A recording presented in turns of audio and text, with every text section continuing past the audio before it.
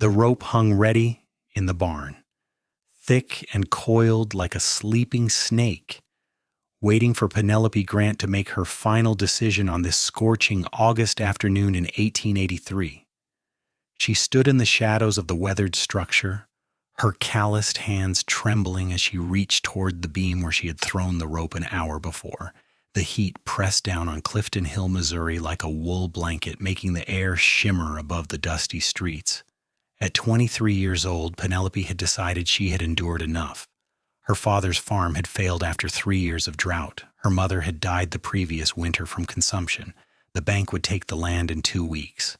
She had no family, no prospects, and no reason to keep fighting a world that seemed determined to crush her spirit. The barn door creaked behind her, but she did not turn. Probably just the wind, she thought, though the air hung still and oppressive. That is not the answer. Penelope whirled around, her heart hammering against her ribs. A man stood silhouetted in the doorway, tall and broad-shouldered, his face hidden beneath the brim of a dusty hat. He led a chestnut horse by the reins, and both man and animal looked like they had traveled through hell to get here. "Who are you?" Penelope demanded, her voice cracking. She felt exposed, as if this stranger had seen directly into her broken soul. "This is private property." The man stepped forward into the dim light filtering through the barn slats. He was young, perhaps 26 or 27, with dark hair that curled slightly at his collar and eyes the color of creek water in spring. Trail dust covered his clothes, and a shadow of stubble darkened his jaw. Despite his worn appearance, something about him radiated quiet strength. "Name is Marcus Xavier," he said, his voice low and gentle. "I was riding past, saw the barn door open. My horse threw a shoe about a mile back, and I was hoping to find a blacksmith or someone who might help." He paused, his eyes moving to the rope hanging from the beam, then back to her face. "But it seems like maybe I was meant to stop here for a different reason." "You need to leave," Penelope said, but her voice lacked conviction. She wrapped her arms around herself, suddenly aware of how she must look in her faded dress, her blonde hair escaping its bun in wild tangles, her face streaked with tears and dust. "I will, if that is what you truly want," Marcus said. He did not move. "But I have been where you are, miss. About 4 years back, I stood on a cliff outside Abilene, Kansas, ready to jump. Lost my parents and my little sister to a fire. Thought there was nothing left worth living for." Penelope felt something crack inside her chest. "What stopped you?" "An old rancher named Tom Sullivan. He rode up, told me his daughter had done what I was about to do, and he never forgave himself for not seeing the signs. He asked me to give him 1 week. Just 7 days to show me that life could surprise me." Marcus took another step closer, his eyes never leaving hers. "I am not going to stand here and tell you everything will be easy, but I am asking you for the same thing that old man asked me. Give me a chance to show you something different." "I do not even know you," Penelope whispered, but she found herself stepping away from the rope. "Then let me introduce myself proper," Marcus said, and the smallest hint of a smile touched his lips. "I am a cowboy, been working ranches from Texas to Montana. I am honest, I am a hard worker, and I have been looking for a place to settle down.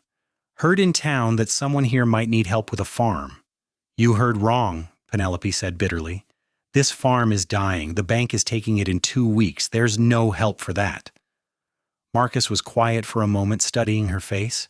Then he said, 2 weeks is a lot of time. A lot can change in 2 weeks."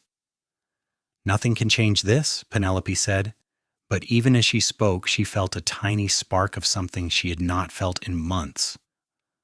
Hope, perhaps, or maybe just curiosity about this strange cowboy who had appeared at her darkest moment. "Let me stay and help you," Marcus said. "I will work for nothing but food and a place to sleep. If in 2 weeks you still feel like there is no reason to keep going, I will leave and will not try to stop you. But give me these 2 weeks. Give yourself these 2 weeks." Penelope looked at him. This stranger with kind eyes and trail-worn clothes, and something inside her shifted.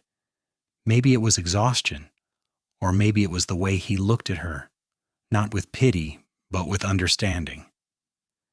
Either way, she found herself nodding. 2 weeks, she said, but do not expect miracles.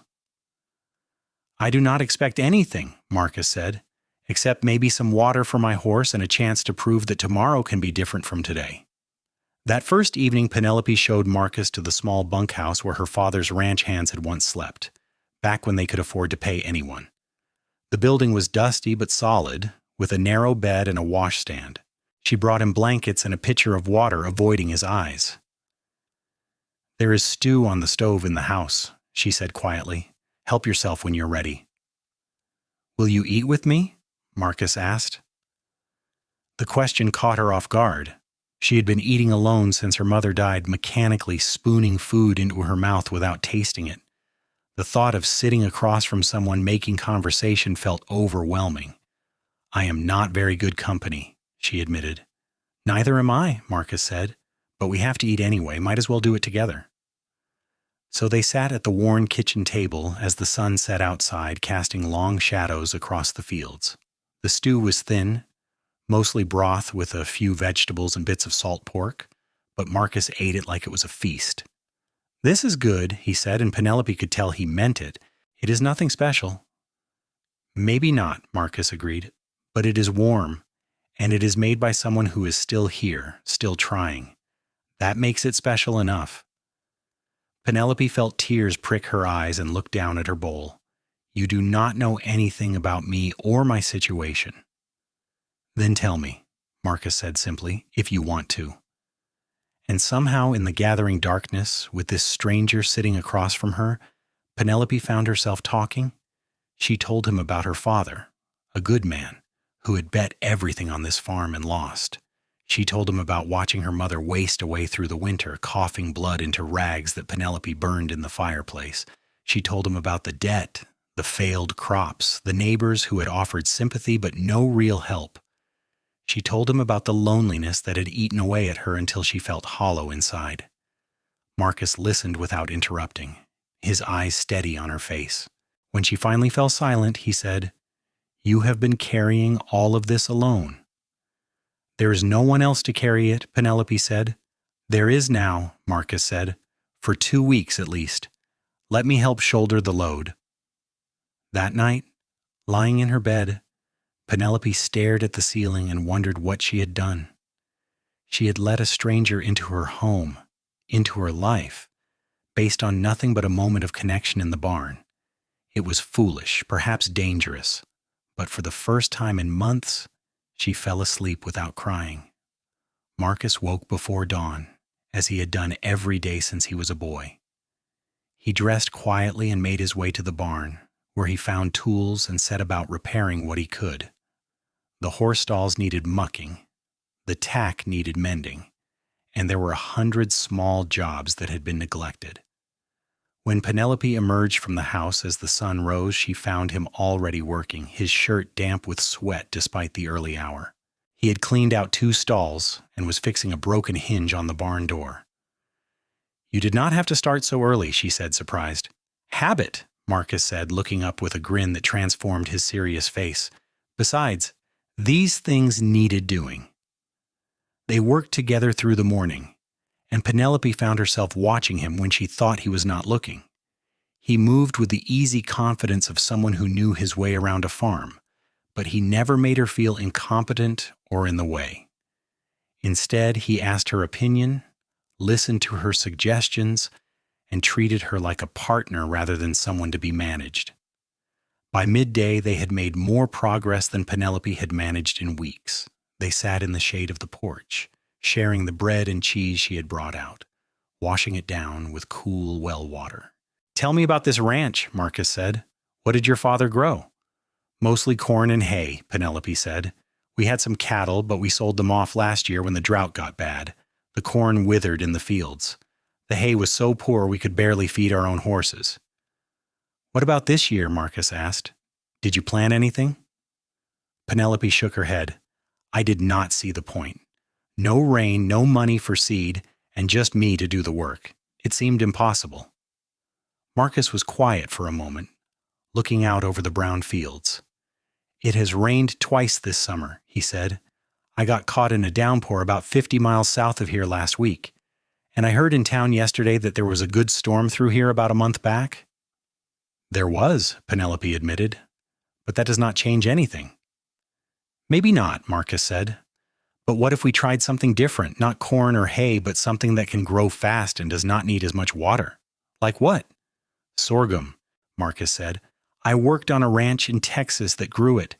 Hardy plant, can handle dry conditions, and it is good for animal feed. There is still time to get a crop in before the frost."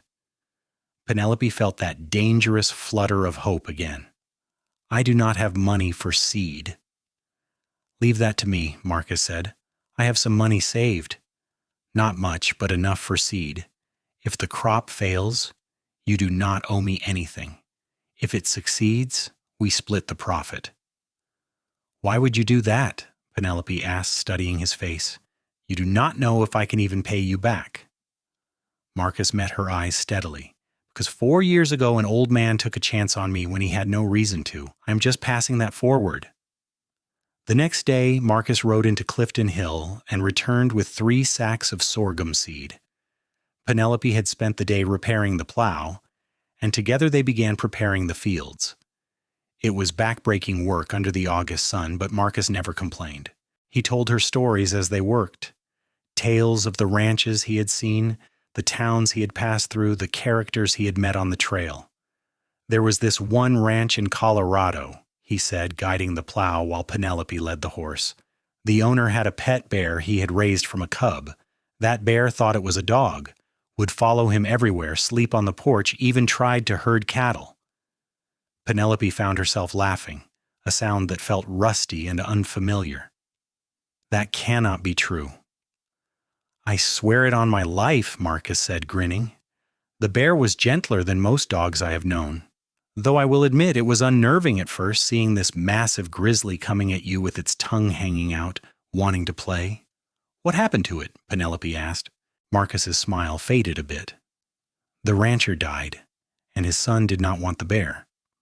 Last I heard, he set it free up in the mountains. I like to think it found a good life up there." They worked until the sun began to set, then trudged back to the house. Penelope's muscles ached in ways they had not in months. She had been moving through life in a fog, doing only the bare minimum to survive. But Marcus's energy was infectious, and she found herself working harder than she had since her mother died. Over supper that night, fried eggs and the last of the bread, Marcus said, "Tell me something about yourself that has nothing to do with this farm or your troubles." Penelope paused, her fork halfway to her mouth. "What do you mean?" "I mean something you love, something that makes you happy. A memory, a dream, anything." She thought for a long moment. It had been so long since anyone had asked her about herself, about who she was beyond her circumstances. "I used to love reading," she said finally. "My mother taught me when I was young. We had a few books, and I read them over and over, adventure stories mostly, tales of people traveling to far-off places." "Do you still have the books?" Marcus asked. "They are in the house somewhere," Penelope said. "I have not looked at them in a long time." "Why not?" "Because they reminded me of all the places I will never see, all the things I will never do," Penelope said quietly. It hurt too much. Marcus was silent for a moment. Then he said, "I understand that. After the fire, I could not look at anything that reminded me of my family, but eventually I realized that avoiding the memories was not protecting me. It was just making the world smaller." "So what did you do?" Penelope asked. "I started keeping a journal," Marcus said. "Nothing fancy, just a little book where I write down things I see and do. At first it was painful, like scratching at a wound. But over time it became something else. A way to honor them, I guess. To show that even though they were gone, I was still living, still seeing beautiful things." Penelope felt something shift in her chest. "That sounds nice." "After supper, if you want, we could dig out those books," Marcus suggested. "Maybe you could read to me. I never learned to read very well myself." And so they sat in the parlor as darkness fell outside, Penelope reading aloud from a worn copy of Robinson Crusoe while Marcus listened, His eyes closed, a peaceful expression on his face.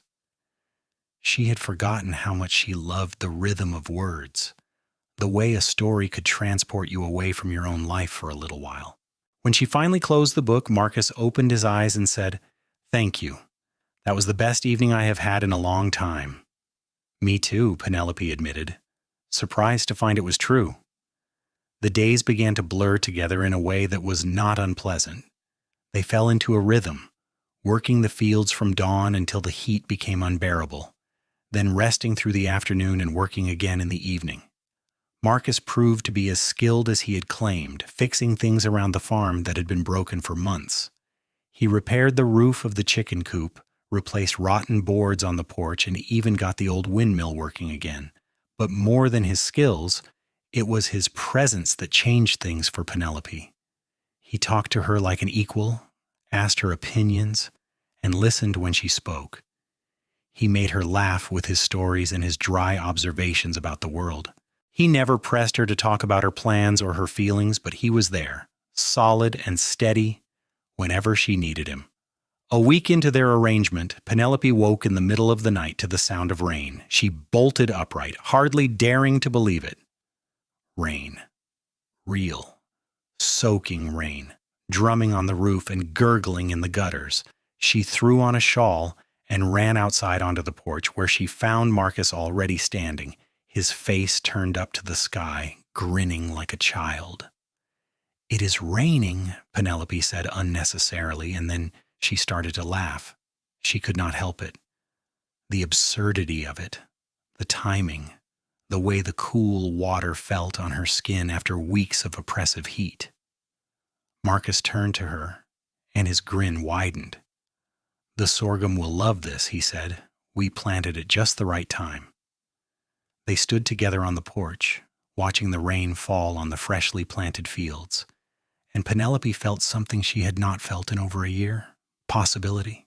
"Thank you," she said quietly, not looking at him, "for stopping here, for staying." "Thank you for letting me," Marcus replied. The rain continued through the night and into the next day, a steady soaking that turned the dust to mud and filled the air with the smell of wet earth. Penelope and Marcus could not work the fields, so instead they worked on projects inside the barn. Marcus showed her how to properly oil and care for the leather tack, and she taught him the recipe for her mother's biscuits, which they made together in the kitchen, flour dusting their hands and making them both sneeze. "These are the best biscuits I have ever had," Marcus declared, biting into one hot from the oven. "You are just saying that because you helped make them," Penelope said, but she was smiling. "No, I am saying it because it is true," Marcus insisted. He looked at her across the table, his expression growing more serious. "Penelope, I want you to know something. These past few days, working with you, talking with you, it has meant a lot to me. I have been drifting for 4 years, never staying anywhere long, never letting myself get close to anyone. But being here, with you, it feels different. It feels like maybe I could put down roots again." Penelope's heart began to beat faster. She had been trying not to think about what would happen when the 2 weeks were up, trying not to acknowledge the growing feeling she had for this kind, steady man who had appeared in her barn like an answer to a prayer she had not known how to say. "Marcus," she began, but he held up a hand. "You do not have to say anything," he said quickly. "I just wanted you to know. Whatever happens with the farm, whatever you decide, I'm glad I met you." But Penelope found that she did have something to say. "I am glad too," she said softly. "When you rode into town, I was at the end of everything. I could not see any reason to keep going. But you showed me that there could be reasons, even when everything seems impossible. You gave me hope." Marcus reached across the table and took her hand. His palm was rough with calluses, warm and solid. "You gave yourself hope," he said. "I just reminded you it was there." They sat like that for a long moment, hands clasped across the scarred kitchen table, the rain drumming on the roof above them. Penelope felt something unfurling inside her chest, something she had thought was dead. It was tender and new and frightening, but it was real. The rain stopped the next morning, leaving everything washed clean and gleaming. They walked the fields together, checking on the newly planted sorghum, and found tiny green shoots already pushing up through the damp soil. It was working. Against all odds, something was growing. "Look at that," Marcus said, crouching down to examine the seedlings. "Strong and healthy. If we keep getting rain like that, we will have a good crop." "But what about the bank?" Penelope asked, the worry that was never far from her mind pushing back in. "Even if the crop succeeds, we will not harvest it before the land is taken." Marcus stood up, brushing dirt from his hands. "I have been thinking about that. What if we went to the bank together, showed them the planted fields, explained that there is a crop coming? They might be willing to extend the deadline if they see there is potential for profit." "You do not know Mr. Henderson at the bank," Penelope said bitterly. "He is not a kind man." "Maybe not," Marcus agreed, "but he is a businessman, and businessmen understand money. If we can convince him that he will make more by giving us time than by taking the land now, he might listen." Penelope wanted to believe him, but years of disappointment had taught her to protect her heart. "And if he does not listen?" Marcus met her eyes steadily. "Then we figure out something else. But we have to try, Penelope. We have to fight for this." The next day, they rode into Clifton Hill together. The town was small, just a main street with a general store, a saloon, a church, and a handful of other buildings. The bank sat on the corner, a squat brick building that Penelope had come to dread. Mr. Henderson was a thin man with cold eyes and a mouth that seemed permanently set in a frown. He looked up when they entered, his gaze moving dismissively over Penelope before settling on Marcus with more interest. "Miss Grant," he said without warmth, "I was not expecting to see you today. The deadline is still 2 weeks away." "I know, Mr. Henderson," Penelope said, trying to keep her voice steady, "but I wanted to talk to you about the possibility of an extension." Henderson's frown deepened. "We have discussed this before. Your father borrowed more than the land is worth. The bank has been patient, but we cannot wait indefinitely." "We have planted a crop of sorghum," Marcus said, stepping forward. "It is already showing strong growth. With the rain we have been getting, we should have a good harvest by late September. The profit from that crop will be enough to make a substantial payment on the debt."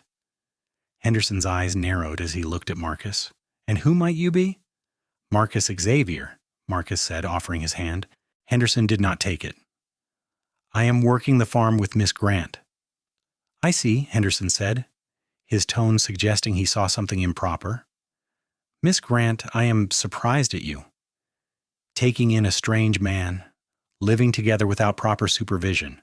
What would your poor mother say?" Penelope felt her cheeks flush with anger and embarrassment. "My mother would say that I'm doing what I must to survive, and Marcus is helping me save the farm." "The farm cannot be saved," Henderson said flatly.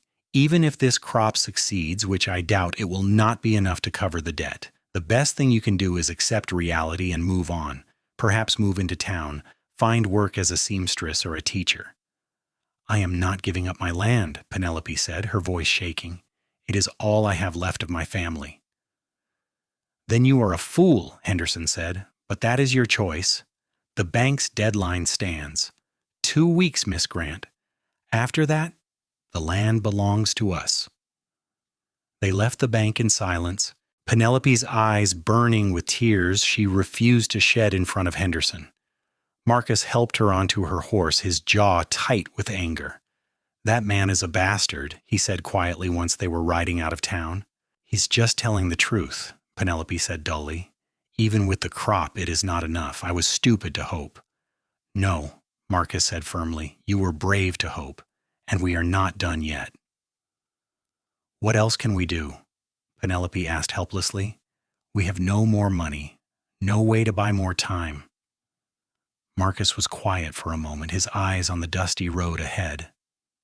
"There might be one way," he said finally, "but you would have to trust me." "What do you mean?" "I told you I have been working ranches for 4 years," Marcus said. "What I did not tell you is that I have been saving almost everything I earned. I have about $300 put away." Penelope stared at him. That is a fortune. It was supposed to be enough to buy my own small place, Marcus said, but I never found anywhere that felt right until now. Marcus, no, Penelope said immediately. I cannot take your money. You worked years for that.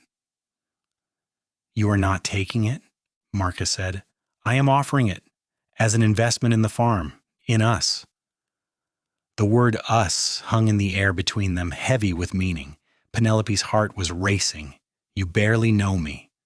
I know enough, Marcus said. He stopped his horse and turned to face her fully. I know you are strong, even when you feel weak. I know you are kind, even when the world has been cruel to you. I know that when you smile, it lights up everything around you. And I know that I would rather gamble my savings on a future with you than keep drifting alone. Penelope felt tears spilling down her cheeks now, but they were different from the bitter tears she had cried in the barn 2 weeks ago. I am falling in love with you, she said, the words coming out in a rush, and it terrifies me because I have lost everyone I have ever loved. Marcus reached across the space between their horses and took her hand. I am terrified too, he admitted, but I would rather live terrified and in love than safe and alone. Let me help you save this farm, Penelope. Let me stay. What if the crop fails? Penelope whispered. What if we lose everything? Then we lose it together, Marcus said, and we figure out what comes next. Together. I am not going anywhere. Penelope looked at this cowboy who had ridden into her life at her darkest moment, who had given her reasons to keep breathing when she saw none. She thought about the easy way they worked together, the laughter they shared, the peace she felt when he was near. She thought about the future she had tried to escape in the barn, and the different future that suddenly seemed possible. Okay, she said finally. Okay, yes, let us try. Marcus's face broke into a smile that made her heart flip over. He urged his horse closer and leaned in, cupping her face gently with his free hand. Can I kiss you? He asked softly. Yes, Penelope breathed, and then his lips were on hers, warm and gentle and full of promise. It was her first real kiss, and it felt like coming home. They rode back to the farm with their hands clasped between their horses, already making plans. They would take Marcus's money to the bank, make a payment large enough to buy themselves more time. They would work the farm together, split the profits from the crop, and if things went well, if the feelings between them continued to grow, maybe they would make their partnership permanent in other ways too. The next morning, they rode back into Clifton Hill together. This time when they walked into the bank, Penelope held her head high. Marcus carried a small leather pouch that clinked with the sound of coins and bills. Mr. Henderson looked up with barely concealed irritation. Back again, Miss Grant? I am here to make a payment on my father's debt, Penelope said clearly. Marcus set the pouch on the desk. Henderson opened it, his eyes widening slightly as he counted the money. This is $200. It is a good faith payment, Marcus said. With more to come from the harvest, we are asking for a 90-day extension on the deadline. Henderson looked between them, calculation in his eyes. $200 was significant, and if they did manage to bring in a good crop, the bank stood to recover more than if they seized the land now. Finally, he gave a curt nod. 90 days, he said, but if you cannot make another substantial payment by then, the bank takes possession, no more extensions. Understood, Penelope said, feeling relief flood through her. 90 days. They had 90 days to make it work. As they left the bank, Marcus took her hand and squeezed it. We bought ourselves some time, he said. Now we make it count. The weeks that followed were the happiest Penelope could remember in years. She and Marcus worked side by side every day, and the sorghum grew steadily, responding to the regular rains that blessed the region that September. But more than the promise of the crop, it was the growing connection between them that made each day feel full of light. Marcus proved to be attentive and thoughtful in ways that made Penelope's heart swell. He noticed when she was tired and insisted she rest. He learned her favorite foods and surprised her with them. He asked about her parents and listened to her stories, never trying to rush her grief or tell her she should be over it. And Penelope found herself opening up in ways she had not known she could. She told Marcus about her dreams of traveling, of seeing mountains and oceans and cities. She told him about her fears, her insecurities, the weight she had carried for so long. And he listened, really listened, never judging or dismissing her feelings. One evening, about a month after that first kiss, they sat on the porch watching the sunset paint the sky in shades of orange and pink. The sorghum fields stretched before them, the plants now waist-high and healthy, swaying gently in the breeze. "I have been thinking," Marcus said, his arm around her shoulders, "about the future." "What about it?" Penelope asked, nestled against his side. "When we sell the crop and make the next payment, the farm should be stable," Marcus said. "You could keep working it, make it profitable again. You could hire hands to help, maybe even expand." "That sounds good," Penelope said slowly, sensing there was more. "Or," Marcus continued, "we could do it together, not just as partners in the farm, but as partners in everything." Penelope sat up to look at him.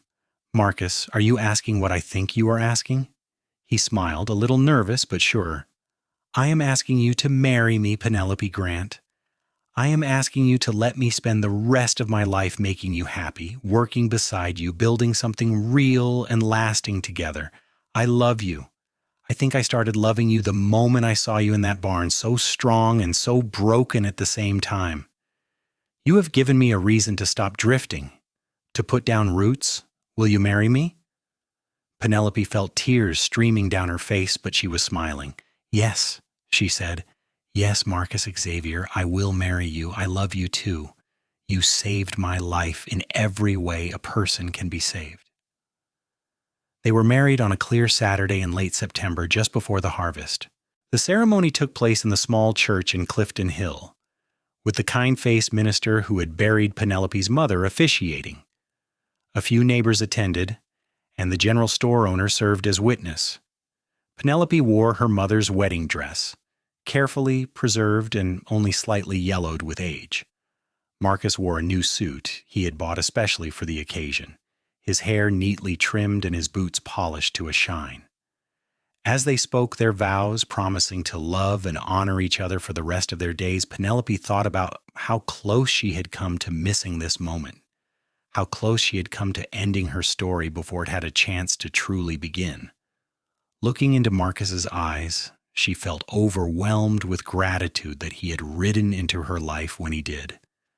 After the ceremony, they returned to the farm that was now truly theirs together. That night, in the house where Penelope had grown up, they became husband and wife in every sense. Marcus was gentle and patient, and when Penelope cried afterward, he held her close and kissed away her tears. "Happy tears?" he asked softly. "The happiest," she assured him. "I never thought I could feel this complete." The harvest came a week later. Marcus had hired 2 young men from town to help, and together they worked from dawn until dusk, cutting and bundling the sorghum. It was grueling work, but Penelope attacked it with joy. Every bundle represented hope, security, a future. When they finally took the crop to market, the price was better than they had dared to hope. The feed was in high demand, and buyers competed for their high-quality sorghum. When Marcus counted out their earnings, his eyes went wide. "Penelope, we made over $600 on Mars," he said, hardly believing it. "That is enough," Penelope breathed. "That is enough to pay off the bank and have money left over for next year's planting." They went to the bank the next day, walking in with their heads high. Mr. Henderson's expression soured when he saw them, but it shifted to surprise when Marcus laid out the money. "This pays off the remainder of the debt," Marcus said firmly, "and we will take the deed to the property now, if you please." Henderson counted the money twice, as if hoping to find it short, but the numbers were correct. Grudgingly, he prepared the deed, signing it over to Penelope Xavier, her new married name. When they walked out of that bank, the paper in Penelope's hands, she felt like she was floating. "We did it," she said, staring at the deed. "The farm is really ours." We did it, Marcus agreed, pulling her into his arms right there on the street. And this is just the beginning. They were right. Over the next 2 years, the Xavier farm flourished. They diversified, planting not just sorghum, but also wheat and corn, keeping careful records of what grew best in their soil. They bought a small herd of cattle, which Marcus managed with the skill he had learned working ranches across the West. They hired 2 full-time hands, young men glad for steady work, and treated them fairly and with respect. But more than the farm's success, it was their marriage that truly thrived. Marcus proved to be a devoted husband, never taking Penelope for granted, always treating her as an equal partner in their decisions. They worked together, laughed together, and grew together. On hard days, they supported each other. On good days, they celebrated together. Penelope bloomed under Marcus's love. She put on healthy weight, her face filling out and glowing with happiness. She let her hair grow long, and Marcus loved to watch her brush it out at night. She started a small garden near the house, growing vegetables and flowers, taking pride in making their home beautiful. And Marcus found the peace he had been seeking since his family's death. He still kept his journal, but now it was filled with happy entries about the farm, about Penelope, about the life they were building. He no longer felt like he was running from his past. Instead, he was running toward his future, hand in hand with the woman he loved. In the spring of 1885, Penelope realized she was pregnant. She told Marcus one evening after supper, nervous about his reaction, but his face lit up with such pure joy that her anxiety melted away. "A baby," he said, his voice full of wonder. "We are going to have a baby." "Are you happy?" Penelope asked, needing to hear him say it. "Happy does not even begin to cover it," Marcus said, kneeling in front of her chair and placing his hands gently on her still flat stomach. "I never thought I would have this, a family again. I never dared to hope for it." Penelope ran her fingers through his hair. "You gave me a reason to live," she said softly. "Now we get to give that gift to someone else." The pregnancy was not easy. Penelope suffered from morning sickness that lasted all day, and the summer heat made her miserable. But Marcus was attentive, bringing her cool water, rubbing her swollen feet, reading to her on days when she felt too unwell to work. "You do not have to do all this," she protested one afternoon when he brought her a cool compress for her forehead. "I know I do not have to," Marcus said, kissing her gently. "I want to. You are carrying our child, building our family. The least I can do is make you comfortable." Their son was born on a snowy January night in 1886. The labor was long and difficult, with Marcus pacing downstairs while the midwife from town worked with Penelope. When the baby's first cry finally rang out, Marcus practically ran up the stairs. He found Penelope exhausted but radiant, holding a tiny bundle wrapped in blankets. "Come meet your son," she said softly. Marcus approached reverently, looking down at the tiny red face peeking out from the blankets. The baby had a wisp of dark hair and eyes that would clearly be blue like his mother's. "He is perfect," Marcus breathed. "What should we name him?" Penelope asked. Marcus thought for a moment. "What about Thomas, after the man who saved my life and, in a way, saved yours too?" "Thomas Xavier," Penelope said, testing the name. "I love it." Little Thomas was a good baby, healthy and content. Marcus proved to be a devoted father, taking his turn walking the floor with the baby at night, changing diapers without complaint, and spending hours simply holding his son and marveling at him. "I was so afraid I would not know how to be a father," Marcus admitted one night, rocking Thomas to sleep. "After losing my own parents, I worried I would not remember how it was supposed to be done." "You are a wonderful father," Penelope assured him from their bed, watching her husband and son with overwhelming love. "Thomas is lucky to have you." As Thomas grew from an infant to a toddler, the farm continued to prosper. They built a new barn, bigger and sturdier than the old one. They expanded the house, adding 2 more bedrooms and a proper dining room. They bought more land from a neighbor who was moving west, expanding their acreage. But despite their financial success, they never forgot what it was like to struggle. When they hired workers, they paid fair wages and treated them well. When neighbors fell on hard times, they offered help, whether it was lending equipment, sharing seed, or simply providing a sympathetic ear. They became pillars of the Clifton Hill community, known for their generosity and their strong, loving marriage. When Thomas was 2 years old, Penelope became pregnant again. This time she knew what to expect, and the pregnancy felt easier even though she was chasing after a rambunctious toddler. In the fall of 1888, she gave birth to their second child, a daughter they named Margaret after Penelope's mother. Margaret had her mother's blonde hair and her father's green eyes, and from the moment she was born, she had both parents wrapped around her tiny finger. Thomas, now old enough to understand he had a sister, was initially skeptical, but quickly became protective of the tiny baby. "My baby," he would say, patting Margaret's head gently with his chubby toddler hand. "I keep her safe." "Yes, you will," Marcus told his son seriously. "That is what big brothers do." The years continued to pass, each one bringing new joys and new challenges.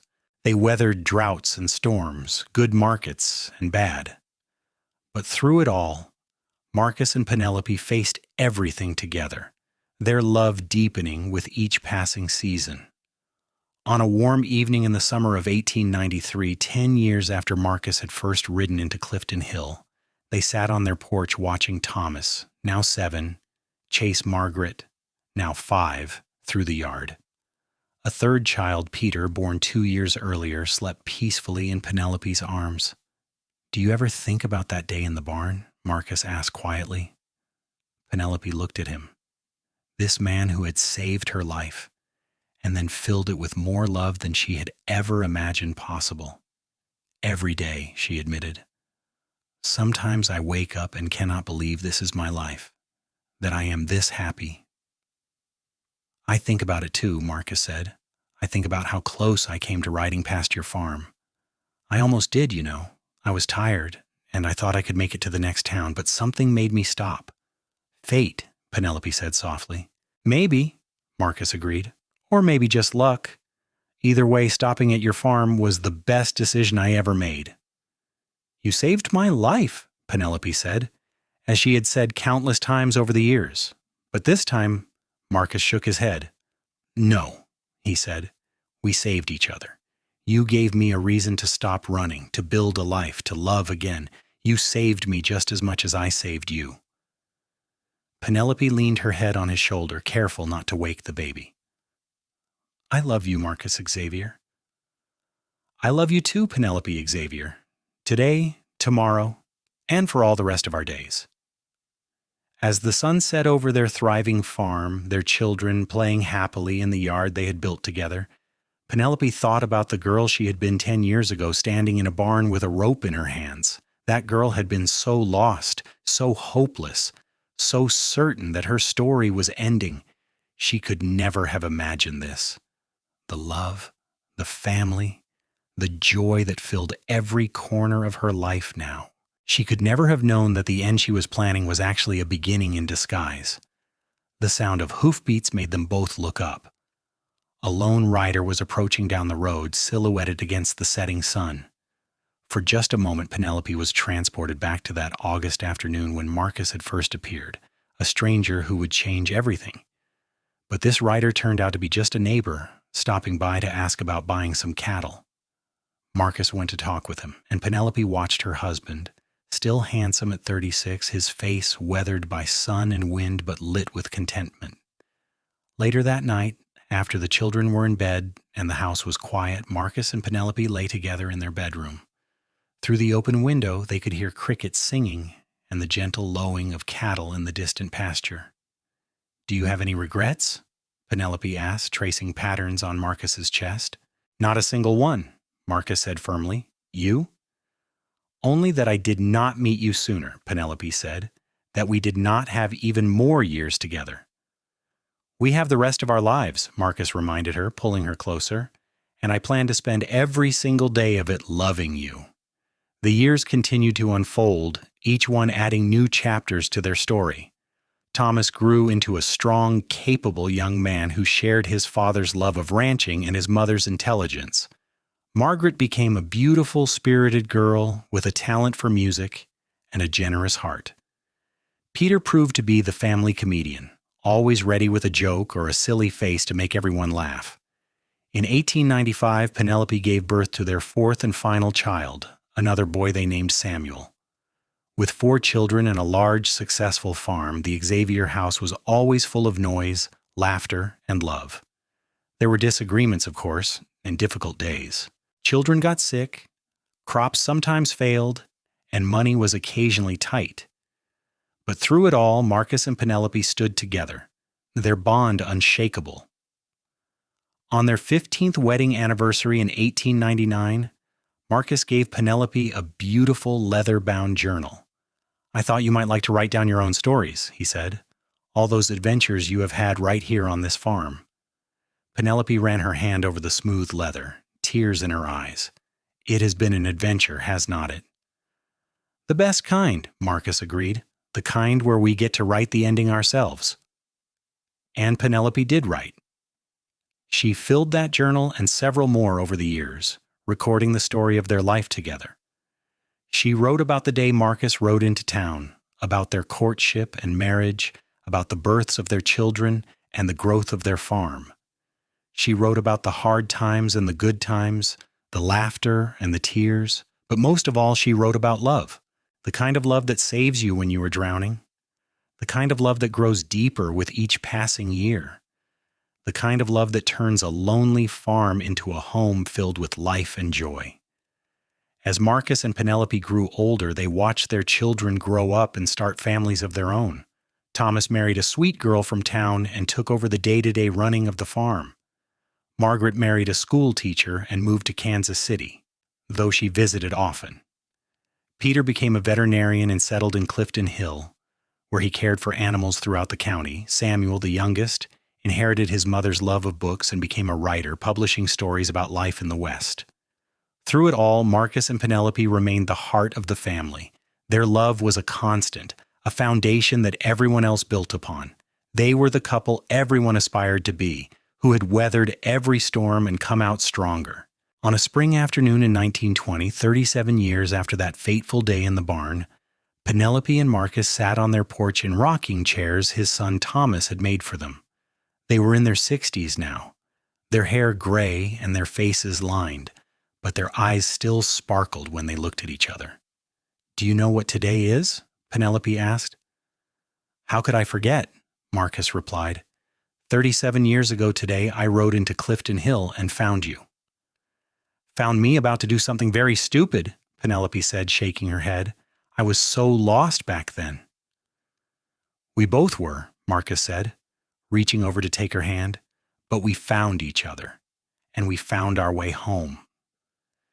They sat in comfortable silence, watching their grandchildren play in the yard. Thomas's 3 children, Margaret's 2, Peter's 4, and Samuel's 1, all running and laughing together. The sound of children's laughter had filled this farm for decades now, a far cry from the silent, lonely place it had been when Marcus first arrived. "I have been thinking," Marcus said, "about legacy, about what we leave behind." "And what do you think our legacy is?" Penelope asked. Marcus gestured to the children playing, the thriving farm stretching out around them, the family they had built. "This," he said simply. "All of this. But more than the land or the money, I think our legacy is showing that love can heal anything. That even when everything seems hopeless, there can be a future worth fighting for." Penelope squeezed his hand, her eyes bright with tears. "You gave me that future, Marcus. You gave me everything." "We gave it to each other," Marcus corrected gently, as he always did. "Neither of us could have done it alone." As the sun began to set, painting the sky in brilliant shades of orange and gold, their children and grandchildren gathered on the porch. It was Sunday, which meant the whole family came for dinner, a tradition that had held strong for years. Inside, the dining room table groaned under the weight of food that Margaret and Thomas's wife had prepared. There was roast chicken and potatoes, fresh bread and butter, vegetables from the garden, and pies made with fruit from the orchard Marcus had planted years ago. They all crowded around the table, 3 generations of Xaviers, and Marcus stood to say grace as he always did. But tonight his prayer was different. Lord, thank you for this family, for this food, and for this life. Thank you for bringing me to Clifton Hill 37 years ago. Thank you for Penelope, for her strength and her love. Thank you for every day we have had together and for every day yet to come. Amen. Amen, O family. The family chorused. As they ate and talked and laughed together, Penelope looked around the table at all these beautiful faces, all these lives that existed because Marcus had stopped at her farm that day, because she had let him in, because they had chosen to fight for a future together when both of them had been ready to give up. After dinner, when the children were playing in the yard and the adults were cleaning up, one of the grandchildren, Thomas's oldest son, Marcus Jr., approached his grandmother. "Grandma, will you tell us the story?" he asked, "about how you and Grandpa met." It was a story they all loved, one that had been told and retold until it had taken on the quality of legend. But Penelope never tired of telling it. She gathered the children around her on the porch, and with Marcus beside her, his arm around her shoulders, she began. "It was the summer of 1883, she said, the hottest, driest summer anyone could remember. I was 23 years old, and I thought my life was over." The children listened, rapt, as she told them about the failing farm, about her mother's death, about the despair that had led her to that barn with a rope in her hands. She told them about Marcus riding into town, about his offer to help, about the 2 weeks that changed everything. She told them about the sorghum crop, about the rain that came just when they needed it, about standing up to Mr. Henderson at the bank. She told them about falling in love, about the wedding in the little church, about building a life together through hard work and dedication. But most importantly, Penelope said, looking at each young face, "I want you to remember that no matter how dark things seem, there is always hope. There is always a reason to keep going, even when you cannot see it yet." "Like Grandpa was your reason," Marcus Jr. said.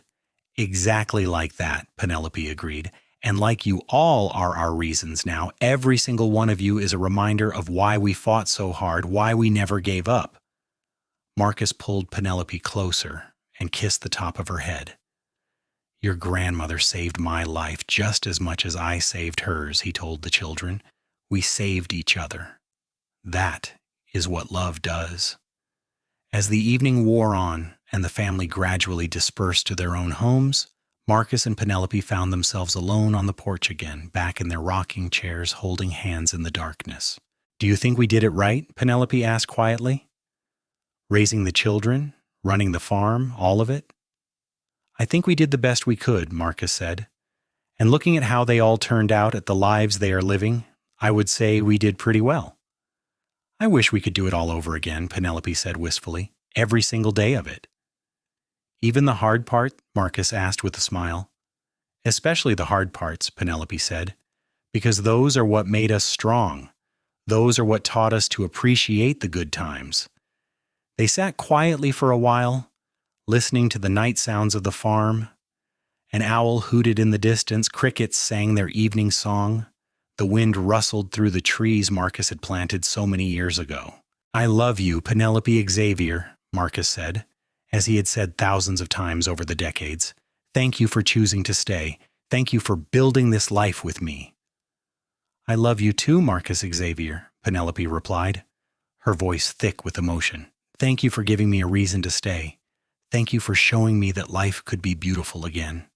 They rocked gently in their chairs, two people who had found each other at their lowest points and had lifted each other up to heights neither had imagined possible.